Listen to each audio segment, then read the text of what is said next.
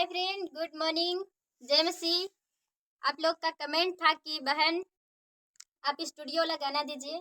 जरूर आज हम लोग स्टूडियो में आए हुए हैं। देख रहे हैं कि हम लोग स्टूडियो में हैं और मैं गाना गा चुकी हूँ।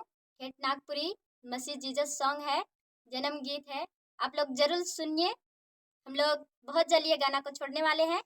आप लोग सुनिए और परमेश्वर की आशीष आप लोग के जीवन में हो। और जरूर हमारे चैनल को लाइक, सब्सक्राइब, कमेंट कीजिए। स्टूडियो का नाम है जूली स्टूडियो और ये पड़ता है रातू चट्टी में, जहां हम लोग आए हुए हैं।